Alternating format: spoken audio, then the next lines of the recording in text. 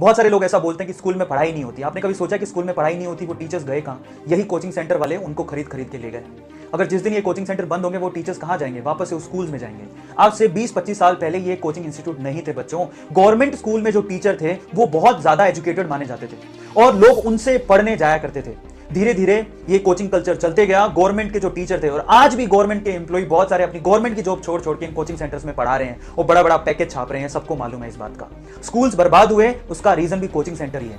आप लोगों को बताया नहीं जाता, लेकिन सच ये भी है। कहने की मतलब सिर्फ इतनी है कि स्कूल्स में पढ़ाई होती थी, अब नहीं हो रही है। उसके रीजन कुछ और हैं और उसका पूरा अगर किसी को ब्लेम जाता है तो कोचिंग सेंटर को जाता है, क्योंकि वहां के टीचर सारे कोचिंग सेंटर में चले गए। कुछ टीचर ने अपने कोचिंग सेंटर ही खोल दिए। गलती कहां? अगेन कोचिंग सेंटर की। रैंक बनाने का काम कोचिंग सेंटर नहीं करते। मुझे बहुत सारे मैसेजेस ऐसे मिले कि सर, जो टॉपर होते हैं उनकी रिस्पॉन्सिबिलिटी तो ये कोचिंग सेंटर उठा लेते हैं, लेकिन जिनका रैंक नहीं बनता उनके बारे में क्या? उनके बारे में तो कोई बात ही नहीं करता है। Now think of it. उनके पास एडमिशंस लाखों में होते हैं, लेकिन सिलेक्शन 5,000 4,000 भी नहीं होते। Think of it, think of it. हमें सोचने की जरूरत है। इसलिए सबसे पहले कोचिंग कल्चर को लगाम लगानी पड़ेगी।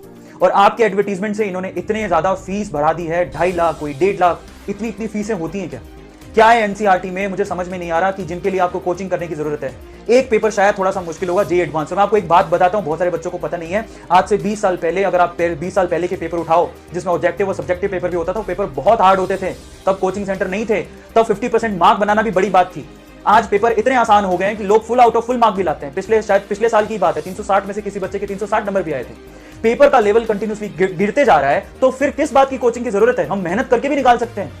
और अभी तो जो आप पेपर का पैटर्न देखोगे वो सारा का सारा एनसीईआरटी से है। मुझे समझ में नहीं आता, सिर्फ एनसीईआरटी को पढ़ के जब आपका सिलेक्शन हो सकता है, अगर आप शिद्दत से पढ़ लो, थोड़ी बहुत जो मदद की जरूरत है, वो बहुत सारे सोर्सेज हैं, बहुत सारे। आप ढूंढिए तो सही। सिर्फ कोचिंग सेंटर जाने से रैंक नहीं बनता। अच्छा, एक और बात, अगर आप कोचिंग सेंटर जाना चाहते हो तो कोचिंग सेंटर वाले को बोलो, जब आप इतना फीस ले रहे हो, आप लिख के दो कि आपका सिलेक्शन हो जाएगा। कोई नहीं लिख के देगा। तो गारंटी कहां है? गारंटी स्टूडेंट में खुद में होती है। स्टूडेंट में खुद में, अगर वो डिसिप्लिन्ड है तो उसका सिलेक्शन हो जाएगा। डिसिप्लिन नहीं है तो उसको आप कहीं भी डाल दो, उसका सिलेक्शन नहीं होगा। जो अगर आप सोचते हैं कि ऑल इंडिया रैंक 1 ये कोचिंग इंस्टीट्यूट ही बनाते हैं, तो बहुत सारे टॉपर ऐसे हैं जो अपनी रैंक बेच देते हैं। मैं उन पेरेंट्स से कहना चाहता हूं जिनके बच्चों ने अपनी रैंक बेची। आज वो रैंक बेच रहा है, कल को आपको बेचेगा, परसों अपने देश को बेच देगा। संभालिए, जरूरी है, संभालिए। हमें सोचना पड़ेगा।